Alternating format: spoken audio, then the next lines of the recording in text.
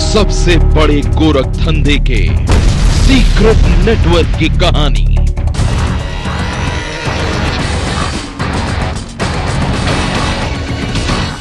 मंत्री, अधिकारी, प्रिंसिपल, छात्र,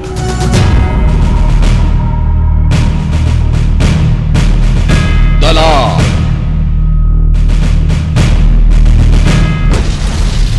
मध्य प्रदेश के भर्ती घोटाले की सबसे बड़ी तहकीकात। मध्य प्रदेश व्यावसायिक परीक्षा मंडल यानी व्यापम का ये दफ्तर ही इस धंधे का अड्डा है।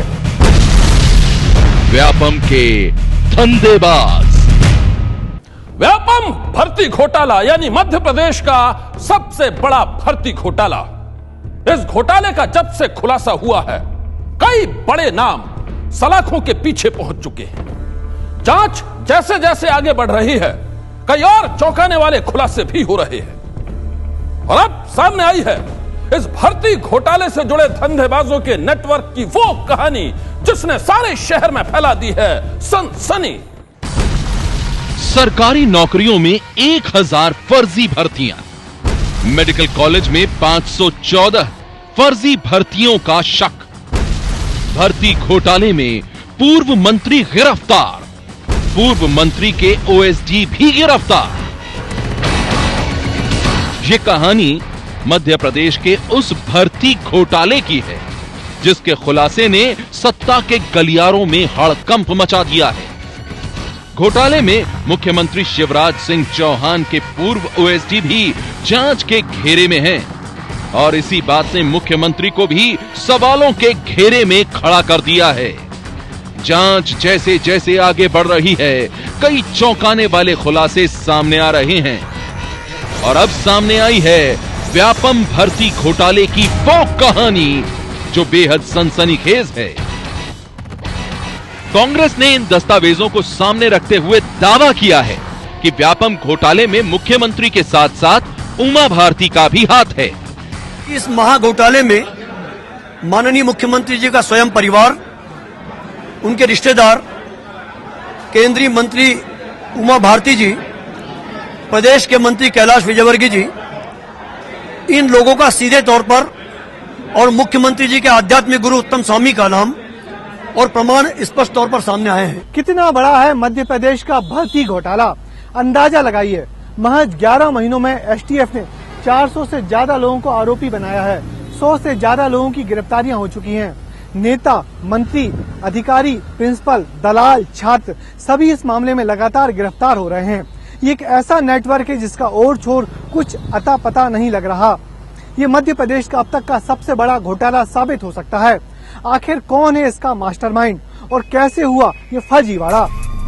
मध्य प्रदेश के सबसे बड़े भर्ती घोटाले की ये कहानी शुरू होती है प्रदेश के पूर्व उच्च शिक्षा मंत्री लक्ष्मीकांत शर्मा के नाम से। लक्ष्मीकांत शर्मा बतौर उच्च शिक्षा मंत्री मध्य प्रदेश के व्यावसायिक परीक्षा मंडल यानी व्यापम के भी मुखिया थे और जब 16 जून को उनकी गिरफ्तारी हुई तो उन पर लगे आरोपों की कहानी ने लोगों को सन्न कर दिया। लक्ष्मीकांत शर्मा पर आरोप यह था कि उनके ही आशीर्वाद से मध्य प्रदेश में बरसों से फर्जी भर्तियों का धंधा चल रहा है। एसटीएफ के द्वारा संविदा शिक्षक भर्ती परीक्षा जो व्यापम द्वारा आयोजित की गई थी 2011, कुछ अभ्यर्थी जो कि उन परीक्षाओं में फर्जी तरीके से शामिल होकर के और उन्होंने सफलता पाई थी और उनके विषय में जानकारी इन्वेस्टिगेशन में आई है कि वो पूर्व मंत्री लक्ष्मीकांत शर्मा जी से उन्होंने संपर्क किया था और उस चैनल से ही जो है वो उनके जो रोल नंबर वगैरह हैं वो व्यापम के ऑफिसर्स के पास पहुंचे और उनके मार्क्स जो है गलत तरीके से बढ़ा करके उन्हें सफलता दिलवाई गई। शिक्षकों की भर्ती के मामले में जब पूर्व मंत्री लक्ष्मीकांत शर्मा को गिरफ्तार किया गया तो लोग सन्न रह गए। जांच के बाद इस बात का खुलासा हुआ कि भर्ती घोटाले का दायरा भी काफी बड़ा है और इसके 2 अहम हिस्से हैं। पहला, मेडिकल और इंजीनियरिंग कॉलेजों में दाखिले का फर्जीवाड़ा और दूसरा सरकारी नौकरियों में भर्ती का फर्जीवाड़ा। अब तक मिली जानकारी के मुताबिक मेडिकल कॉलेजों में ही भर्ती के 514 मामले शक के घेरे में हैं। वहीं सरकारी नौकरियों में 1000 भर्ती की बात खुद शिवराज सिंह चौहान विधानसभा में मान चुके हैं। 2008 से 2010 के बीच सरकारी नौकरियों के 10 इम्तिहानों में धांधली का भी आरोप है। मेडिकल और इंजीनियरिंग कॉलेजों के एडमिशन का सीधा जिम्मा उच्च शिक्षा मंत्रालय के पास था, लेकिन सरकारी नौकरियों में भर्ती की परीक्षाएं भी इसी विभाग के जरिए करवाई जाती थी। ऐसे में पूर्व उच्च शिक्षा मंत्री लक्ष्मीकांत शर्मा की भूमिका पर सवाल उठना लाजमी था और फिर उन पर यह आरोप लगा कि वो अपने रसूख का इस्तेमाल करके दूसरी भर्तियों में भी दखल देते थे। तो क्या सब कुछ लक्ष्मीकांत शर्मा के इशारे पर ही हो रहा था? इसका जवाब पाने के लिए हमें जरा पीछे चलना पड़ेगा। व्यापम भर्ती घोटाले से पर्दा 1 साल पहले उठा था, जब मध्य प्रदेश के इंदौर में 7 जुलाई 2013 को पीएमटी परीक्षा के दौरान कुछ छात्र फर्जी नाम से परीक्षा देते हुए पकड़े गए। उनसे पूछताछ के बाद नाम आया डॉक्टर जगदीश सागर का, और यही इस रैकेट का सरगना था। छापेमारी के दौरान तस्वीरों में दिख रहा यही शख्स है डॉक्टर जगदीश सागर। ग्वालियर के रहने वाले जगदीश सागर ने पत्नी का मंगलसूत्र बेचकर डॉक्टरी की पढ़ाई की थी। 12वीं में ही शादी कर लेने वाले जगदीश ने देखते ही देखते जो साम्राज्य खड़ा किया, उसके पीछे मेडिकल एंट्रेंस के फर्जीवाड़े का बड़ा हाथ था। जगदीश सागर के घर पर छापेमारी में गद्दों के भीतर 13 लाख रुपए की नकदी मिली। इतना ही नहीं, 20 प्रॉपर्टीज और करीब 4 किलो सोने के गहने भी मिले। पूछताछ के बाद जगदीश सागर ने जो खुलासा किया, उसकी कहानी तो और भी सनसनीखेज थी। पता चला परिवहन विभाग में कंडक्टर पद के लिए 5 से 7 लाख रुपए, फूड इंस्पेक्टर के लिए 25 से 30 लाख रुपए और सब इंस्पेक्टर की भर्ती के लिए 15 से 22 लाख रुपए लेकर फर्जी तरीके से नौकरियां बांटी जा रही थी। जगदीश सागर से पूछताछ के बाद तो जैसे एसटीएफ की जांच को पर लग गए और खुलासा हुआ एक ऐसे रैकेट का जिसमें मंत्री, अधिकारी और दलालों का नेटवर्क काम कर रहा था। पता चला कि मध्य प्रदेश व्यावसायिक परीक्षा मंडल यानी व्यापम का ये दफ्तर ही इस धंधे का अड्डा है। एसटीएफ के सामने जगदीश सागर ने जो खुलासा किया वो बेहद चौंकाने वाला था। और फिर जांच की दिशा शिवराज सिंह चौहान के चहेते मंत्री और आरएसएस के करीबी लक्ष्मीकांत शर्मा की ओर मुड़ गई। छानबीन के बाद यह पता चला कि व्यापम के परीक्षा विभाग के कंप्यूटर पर जो रोल नंबर मिले थे वो खुद लक्ष्मीकांत शर्मा ने ही भेजे थे। ये सब कुछ एक नेटवर्क के जरिए हो रहा था। जांच जैसे जैसे आगे बढ़ रही है, व्यापम भर्ती घोटाले से जुड़े नेटवर्क के तार भी जुड़ते जा रहे हैं और फिर सामने आए वो चेहरे जिनकी कहानी ने सत्ता के गलियारों को भी हिला दिया। व्यापम भर्ती घोटाले में मध्य प्रदेश के पूर्व उच्च शिक्षा मंत्री लक्ष्मीकांत शर्मा की गिरफ्तारी तो काफी बाद में हुई, लेकिन उनसे पहले जिन लोगों को इस मामले में गिरफ्तार किया गया था, अब आप उन्हें भी पहचान लीजिए। यह है पंकज त्रिवेदी, व्यावसायिक परीक्षा मंडल के नियंत्रक। यह दूसरा चेहरा है नितिन महिंद्रा का, व्यापम के परीक्षा विभाग के सिस्टम एनालिस्ट यानी ऑनलाइन विभाग के सर्वे सर्वा।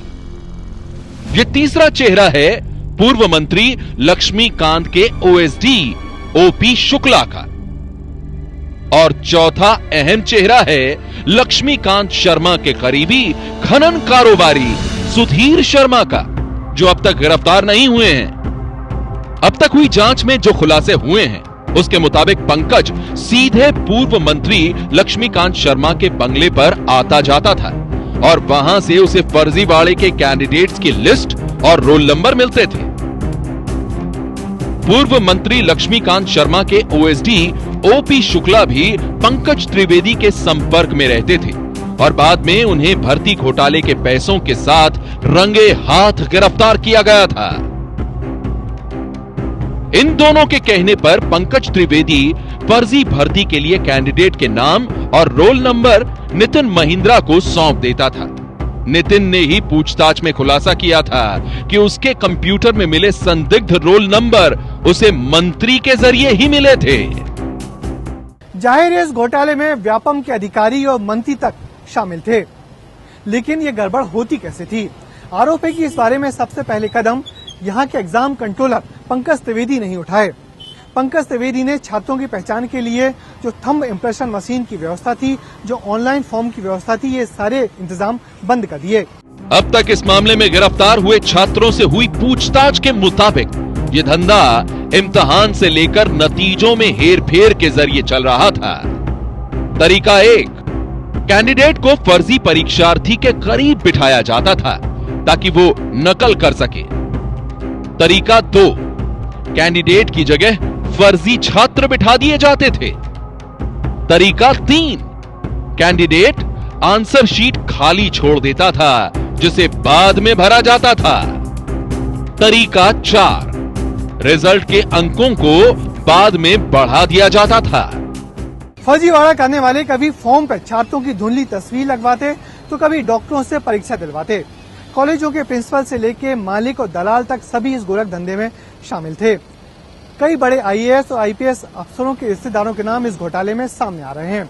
अब शिवराज सरकार दबाव में है कि आखिर ये फर्जीवाड़ा इतने सालों तक छिपा रहा तो क्यों? देखिए, व्यापम घोटाले में जो व्यापक भ्रष्टाचार हुआ है, अनियमितताएं हुई हैं, उसके बारे में मैं शुरू से ये मांग करता रहा कि इसकी जांच सीबीआई से होना चाहिए। उसके पीछे कारण थे। पहला तो ये कि ये घोटाला नहीं बल्कि इस व्यापम महाघोटाले के तार मुख्यमंत्री कार्यालय से जुड़े हुए हैं और इसमें उन बड़े अधिकारियों के नाम आ रहे हैं, उन सत्तारूढ़ पार्टी से जुड़े हुए लोगों के नाम आ रहे हैं जो रसूखदार हैं। इसलिए इस महाघोटाले की निष्पक्ष जांच हो सके तो जरूरी ये था कि ये जांच राज्य सरकार स्वयं पहल करके सीबीआई को सौंपती। माना जा रहा है कि जल्दी इस मामले में आरोपियों की संख्या 500 को पार कर जाएगी। उधर शिवराज सरकार इस मामले में सीबीआई जांच की बात नहीं मान रही। हाईकोर्ट ने इस मामले में जांच के लिए एसटीएफ को लगाया है और जांच में देरी के लिए उसे फटकार भी सुनाई है। उम्मीद की जानी चाहिए कि इस घोटाले से जुड़े कुछ और लोगों के चेहरे से जल्दी ही नकाब उठेगा। कैमरामैन होमेन देशमुख के साथ ब्रजेश राजपूत, एबीपी न्यूज, भोपाल। मध्य प्रदेश के भर्ती घोटाले ने विरोधी पार्टियों को मुख्यमंत्री शिवराज सिंह चौहान पर हमले का मौका दे दिया है और अब 3 चेहरों की कहानी ने शिवराज सिंह को मुश्किलों के भंवर में डाल दिया है। लक्ष्मीकांत शर्मा, प्रेम प्रसाद, सुधीर शर्मा, ये 3 चेहरे मध्य प्रदेश की बीजेपी सरकार और उसके मुखिया शिवराज सिंह चौहान के गले की फांस बन गए हैं। मध्य प्रदेश के सबसे बड़े भर्ती घोटाले में पूर्व उच्च और तकनीकी शिक्षा मंत्री लक्ष्मीकांत शर्मा की गिरफ्तारी हो चुकी है। खुद मुख्यमंत्री के सहायक रह चुके प्रेम प्रसाद पर फर्जीवाड़े का आरोप लग चुका है और तीसरी तस्वीर में दिख रहे सुधीर शर्मा पर लटक रही है गिरफ्तारी की तलवार। यही नहीं, मध्य प्रदेश के व्यापम घोटाले की जांच अब मुख्यमंत्री शिवराज सिंह चौहान के साथ साथ केंद्रीय मंत्री उमा भारती तक भी जा पहुंची है। कांग्रेस ने इन दस्तावेजों को सामने रखते हुए दावा किया है कि व्यापम घोटाले में मुख्यमंत्री के साथ साथ उमा भारती का भी हाथ है। इस बीच व्यापम घोटाले की जांच कर रही एसटीएफ ने सीएम के पीए रह चुके प्रेम प्रसाद को पूछताछ के लिए तलब किया है। प्रेम प्रसाद पर बेटी को फर्जी तरीके से पीएमटी परीक्षा पास करवाने का आरोप है।